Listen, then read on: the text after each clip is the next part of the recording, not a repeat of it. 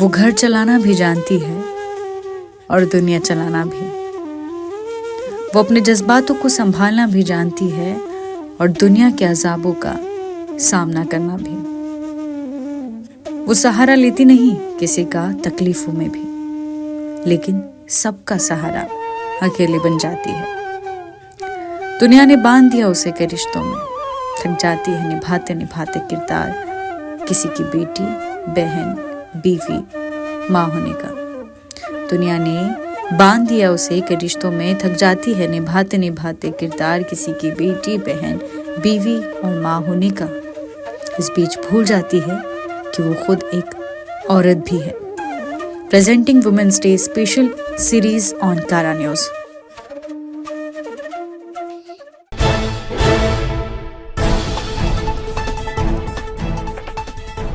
दोस्तों नमस्कार, मैं रूपा पंडित। सेवा, समर्पण और समाज के प्रति निस्वार्थ भाव, इन्हीं मूल्यों को अपने जीवन का उद्देश्य बनाने वाली एक प्रेरणादायी शख्सियत आज हमारे बीच, हमारे स्टूडियो में उपस्थित है। बचपन से ही सेवा भाव से समाज के लोगों की जरूरतों को पूरा करने में अग्रसर, एक विद्यालय की संचालिका और समाज सेवा के क्षेत्र में निरंतर कार्य करने वाली, जिन्हें एनएमसी और पुलिस विभाग के साथ ही साथ कई एनजीओ संस्थाओं द्वारा सम्मानित किया जा चुका है। ऐसी समाज सेविका सुषमा नागरे कामले जी का इस महिला दिवस के पावन अवसर पर हम हार्दिक स्वागत करते हैं। मैम, सबसे पहले तो आपका बहुत बहुत स्वागत है हमारे स्टूडियो में। सुषमा मैम, सबसे पहले तो मैं यही जानना चाहूंगी कि जैसा कि हमने आपका प्रोफाइल जाना, बचपन से ही आपके अंदर जो थी सेवा भाव की प्रेरणा थी, तो ये कैसे आपके मन में आया? क्योंकि खेलने कूदने की उम्र में लोगों के लिए कुछ करने की भावना रखना बहुत बड़ी बात होती है अपने आप में। जी, ये बचपन से ऐसे है कि मेरे पापा, जिन्हें हम बाबूजी बोलते थे, तो बाबूजी को एक ऐसा था कि हम जिस कॉलोनी में रहते थे, वर्धा में, चंद्रपुर में, जहाँ जहाँ ट्रांसफ़र हुई है, तो बाबूजी का स्वभाव था कि किसी को भी ज़रूरत है या कोई घर में आए, किसी भी मदद, किसी भी प्रकार की मदद हो, तो बाबूजी ने कभी उसको मना नहीं किए। तो हम ये भी देखते थे कि कभी कभी आई बोल देती थी कि कभी लुंगी पहने हो या बनियान पे हो तो कपड़े तो पहनो। तो बाबूजी हमेशा बोलते थे कि ज़रूरत और समय देख के करना पड़ता है, ना कि हम कपड़ों को देख के। जितना समय मुझे कपड़े चेंज करने में लगेगा, उतने समय में कहीं से कहीं तक पहुंच जाऊंगा। तो हम ये सब देखते हुए बड़े हुए। तो बचपन से ही था कि जैसे पापा करते थे तो उनको साथ में देखते थे, तो प्रेरणा तो वहीं से मिली, बाबूजी से। क्या बात है, मतलब घर का ही आपका वातावरण इस प्रकार था कि जो आपके बाबूजी ने किया वो कहीं ना कहीं आप बचपन से देखते हुए बढ़ रही थी और ये चीज लेकर आप बढ़ी। जी जी। लेकिन मुझे बताइए सुषमा, समाज सेवा के सफर में जी बहुत सारी चुनौतियां होती हैं। बिल्कुल बिल्कुल लेडी बिल्कुल। आफ्टर मैरिज घर संभालना, समाज में लोगों के प्रॉब्लम सॉल्व करना, तो बहुत बड़ी चुनौती होती है। तो कैसे मैनेज करती हैं आप? चुनौती तो होती है, लेकिन एक ये है कि जब आप लड़की बन के पैदा होते हो तो सबसे बड़ी तो चुनौती वहीं से शुरू होती है। तो हम, और वो एक लड़की को ना अंदर से ही, बचपन से ही एक ऐसी होती है कला सब एडजस्ट करने की। तो ऐसे समझ लीजिए, जब तक शादी नहीं हुई तो पापा का बहुत सपोर्ट था। बाबूजी हर बार बोलते थे कि बस ये मन से ठान लो, जो करना है, लोग क्या बोलते हैं उससे अच्छा है हमें क्या अच्छा लगता है। दिमाग भला ही कुछ बोले, लेकिन दिल अगर बोलता है कि नहीं आप अच्छा काम कर रहे हो, तो कोशिश वही रही। फिर पापा के पसंद से शादी हुई तो मेरे हस्बैंड जो है वो रेलवे में ऑफिसर है, अभी एडीएसटी के पोस्ट पे है।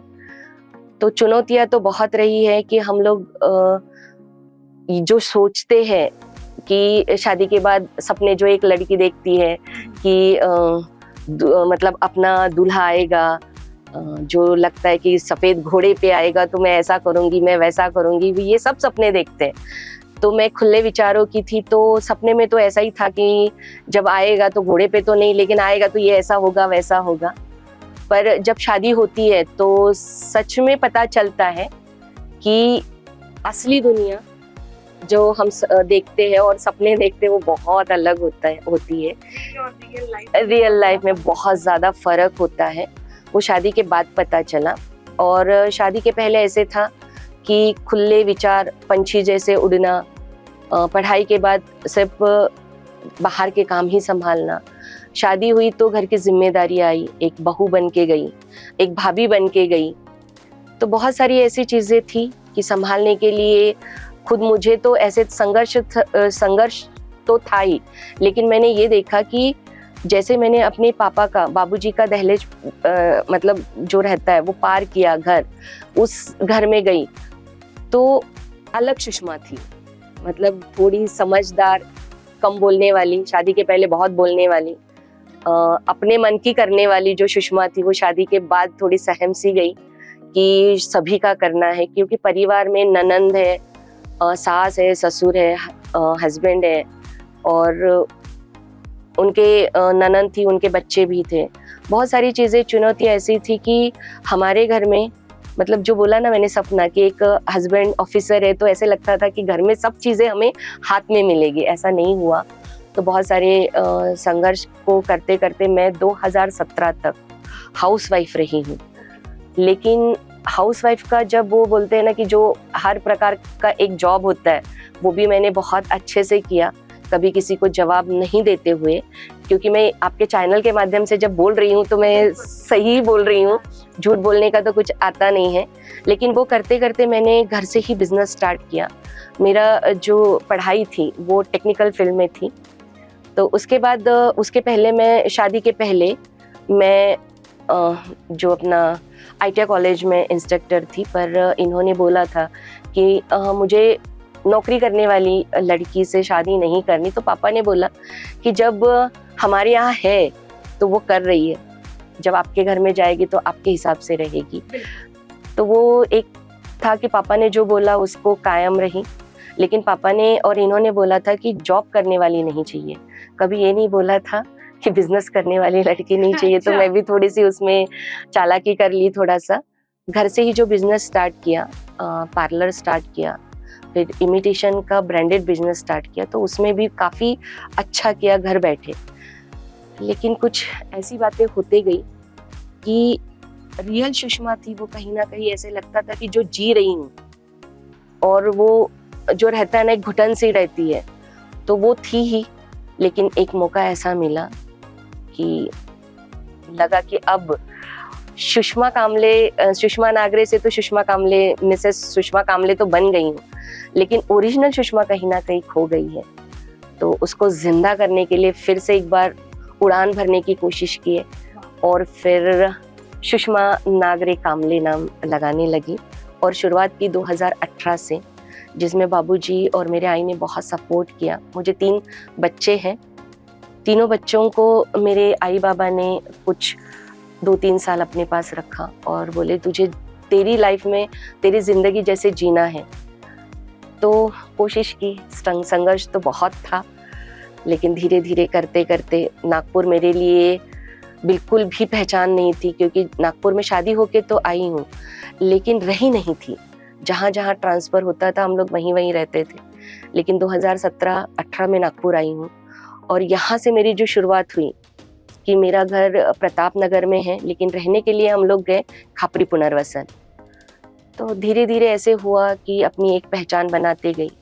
और उसके बाद लॉकडाउन लगा।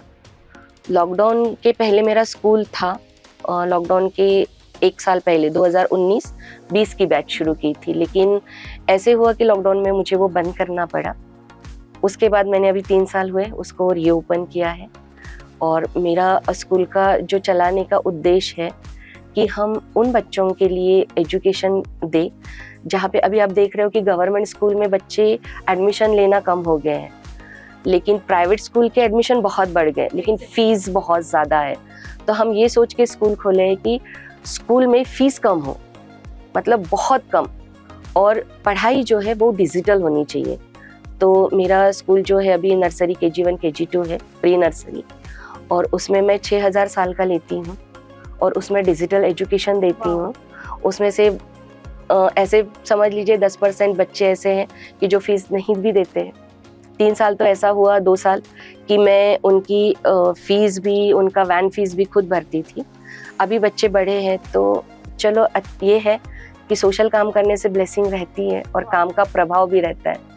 जी।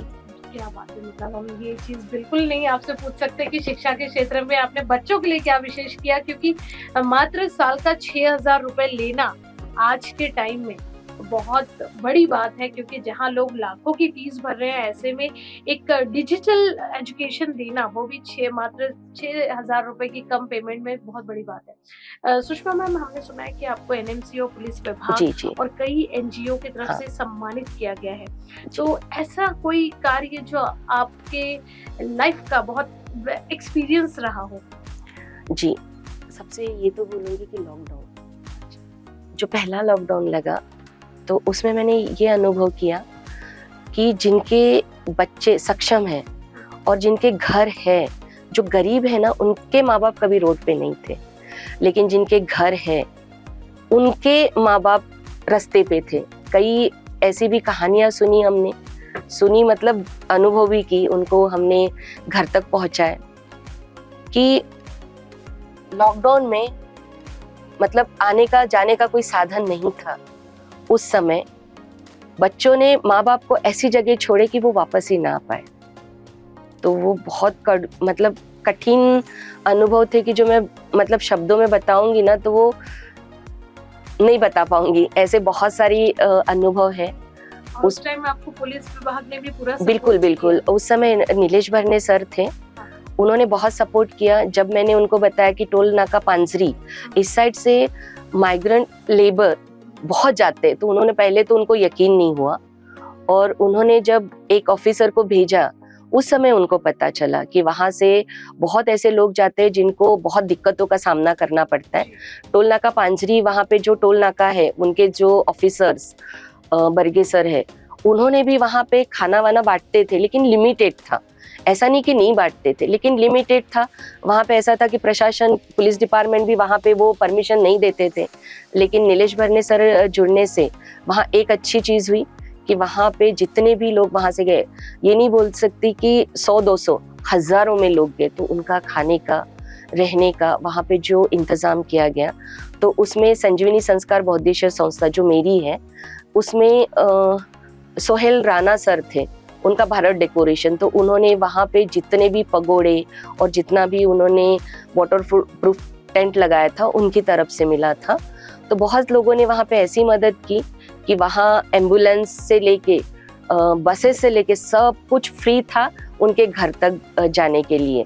तो बहुत सारी ऐसी चीज़ें हैं, वो देखते देखते एक अनुभव ऐसा भी कड़ू था, मतलब जो बोलते हैं कि मेरा अभी जो पहले जो सपना था वो थोड़ा सा था कि सोशल वर्क कर रही हूँ, लेकिन लॉकडाउन के बाद मैंने खुद का ये देखा कि जैसे मैंने बोला, दूसरों के घरों में जब होता है ना तो दर्द नहीं होता उतना, जब अपने घर में होता है, जब अपने घर में होता है तो बहुत दर्द होता है। ये चीज़ मैं आपके चैनल के माध्यम से भी इसलिए बोलना चाहूँगी, जो भी सुने, लेकिन मैंने इतना देखा कि मेरे पापा को लॉकडाउन के 10 दिन पहले, ये मतलब बोलते हुए भी अच्छा नहीं लगता, 10 दिन पहले लास्ट स्टेज का कैंसर डिटेक्ट हुआ, और उस समय पूरी दुनिया थम गई, कहाँ ले जाए। तो ऐसे में वो नागपुर में मेरे पास ही रुके थे, क्योंकि नेशनल कैंसर हॉस्पिटल जामठा, यहाँ पे उनकी ट्रीटमेंट चल रही थी और मैं इसी साइड में रहती हूँ। तो ये देखा कि उस दिन मेरी बेटी राजस्थान से 19 तारीख के रात में आई, शाम को आई, और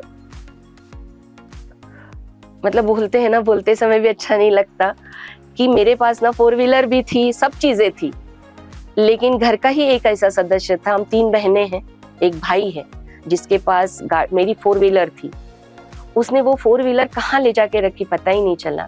मैं अपने पापा को पूरे लॉकडाउन 2 व्हीलर से कहाँ कहाँ ले जाना है वो ले जाते गए, जहाँ जहाँ जाना है। लॉकडाउन खत्म हुआ और जैसे मेरे मम्मी पापा वापस गए, घर पापा का था, हर एक पापा का था। लॉकडाउन के पहले जब यहाँ तक आए सब अच्छा था, उनकी बहू अच्छे से बात करती थी, बेटा भी था, बिजनेस के लिए मेरे हस्बैंड ने भी बहुत पैसे दिए, हजारों में नहीं लाखों में दिए। लेकिन एक समय ऐसे आया कि जब उनको छोड़ने गई तो उनको घर में तक लेने के लिए हमको पुलिस स्टेशन जाना पड़ा। तो ये बहुत सारी ऐसी चीजें हैं। और रात को मैं 1:30 बजे जब वापस, मतलब रुक नहीं पाई वहां पे, कैब करके वापस आई। तो बहुत ऐसी चीजें है कि जब पापा का खुद का घर होने के बाद भी ये सब चीजें देखें, तो बहुत सारी ऐसी चीजें हुई पापा को मारने से लेके, बहनों को मारने से लेके बहुत ऐसी चीजें हुई कि पापा जब पुलिस स्टेशन में दर जाते थे ना कि नहीं मुझे उनके साथ नहीं रहना है, तो पुलिस स्टेशन में ये देखा है कि जब खुद की अगर मैं अपने पापा की बाजू लेके जा रही हूँ तो पुलिस वाले ना उसको देखते नहीं है कि मैं उनकी ननंद हूँ। लेकिन वो सब देखने के बाद मैं उन लोगों के लिए इसलिए खड़ी होती हूँ कि अनजाना व्यक्ति वो चीज़ के लिए उसको सपोर्ट कर सकता है, लेकिन घर का इंसान नहीं कर सकता। ये मैंने उस समय देखा, और जब तक पापा जिंदा थे तब तक उसने आके भी नहीं देखा, और जब पापा चले गए तो उसके बाद तो मेरी दुनिया तो थम गई।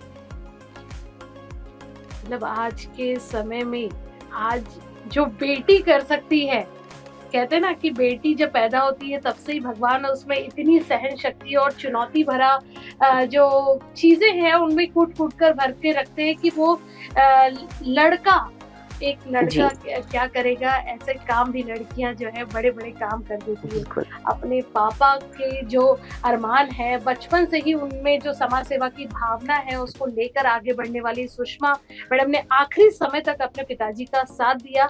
और कहीं ना कहीं जब कहते हैं ना कि जब हम लोगों का काम करते हैं तो उतना हमें नहीं लगता, लेकिन जब हम अपने घर के व्यक्ति के लिए सारी दुनिया से लड़ पड़ते हैं तो कहीं ना कहीं सोशल वर्कर की जो भावना है हमारे मन में ऑटोमेटिक जागृत होती है। सुषमा मैम, बहुत सारी चीजें हैं लेकिन समय का अभाव होने की वजह से मैं नेक्स्ट सवाल यही पूछना चाहूंगी कि आज जैसा हमने आपकी जानकारी लिया, आज के समय में महिलाओं को आत्मनिर्भर बनने जी उसके लिए आप क्या मैसेज देना चाहेंगे?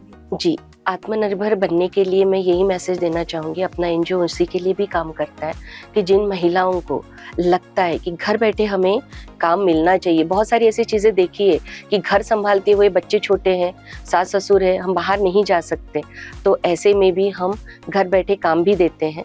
बस वो काम आपको मन से करना है, और वो टारगेट अगर आप कंप्लीट करते हो तो हमसे आप जुड़ सकते हो, क्योंकि बनाना बहुत आसान है लेकिन उसको बेचना बहुत कठिन है। तो हम लोग उसको बाजार पेट देने की कोशिश करते हैं। और आपने जो बोला एनएमसी की तरफ से जो मुझे अवार्ड मिला, वो इसलिए मिला था कि कोविड में मैं 24 घंटे काम करती थी और माइग्रेंट लेबर के लिए जो काम किया उसके लिए मुझे एनएमसी ने सम्मानित किया है, पुलिस डिपार्टमेंट ने भी सम्मानित किया है।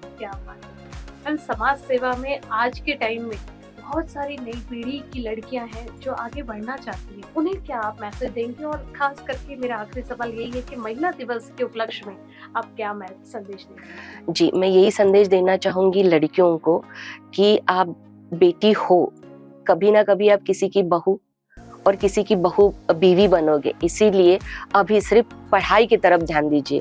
जब तक आपकी पढ़ाई कंप्लीट नहीं होती है तब तक आपका जो एम है तो वो पढ़ाई की तरफ रखिएगा, क्योंकि पढ़ाई ही ऐसी चीज़ है कि वो आपको आगे जाने के लिए और आपको एक अच्छा मतलब मजबूत इंसान बनने के लिए और दुनिया से लड़ने की ताकत अगर कोई देता है तो वो अपनी शिक्षा है। तो सबसे पहले अपनी शिक्षा की तरफ ध्यान दीजिए। और जो महिलाएं शादी हो चुकी है उनको यही बोलूँगी कि जो नौकरी करती है वो तो सक्षम है ही, लेकिन जो नौकरी नहीं करती है तो उनको भी मैं यही कहूँगी कि घर बैठे भी बहुत सारी ऐसी काम है जो हम कर सकते हैं। तो आप हमसे जुड़िएगा, और आपको आने वाले कल की जो महिला दिन की जो बातें चलती है, तो महिला दिन के लिए बहुत बहुत सभी महिलाओं को मेरे तरफ से बहुत बहुत शुभकामनाएं। और हमें कुदरत का वरदान है, इसलिए हम महिलाएं हैं। जी दोस्तों, समाज सेवा की मिसाल बनकर अनेक लोगों के जीवन में उम्मीद की रोशनी जगाने वाली, सेवा और समर्पण का सुंदर एग्जाम्पल प्रस्तुत करने वाली सुषमा कामले मैम जो है आज हमारे साथ हमारे स्टूडियो में थी। महिला दिवस के इस विशेष अवसर पर आप सभी को बहुत सारी ढेर सारी शुभकामनाएं, आपके उज्जवल भविष्य की शुभकामनाएं। मैम, आपका भी हमारे स्टूडियो में आने के लिए बहुत बहुत स्वागत। बिल्कुल बिल्कुल, धन्यवाद। Thank you so much. धन्यवाद। वो घर चलाना भी जानती है और दुनिया चलाना भी। वो अपने जज्बातों को संभालना भी जानती है और दुनिया के अजाबों का सामना करना भी। वो सहारा लेती नहीं किसी का तकलीफों में भी, लेकिन सबका सहारा अकेले बन जाती है। दुनिया ने बांध दिया उसे कई रिश्तों में, थक जाती है निभाते निभाते किरदार, किसी की बेटी, बहन, बीवी, माँ होने का। दुनिया ने बांध दिया उसे कि रिश्तों में थक जाती है निभाते निभाते किरदार किसी की बेटी, बहन, बीवी और माँ होने का। इस बीच भूल जाती है कि वो खुद एक औरत भी है। Presenting women's day special series on Kara news.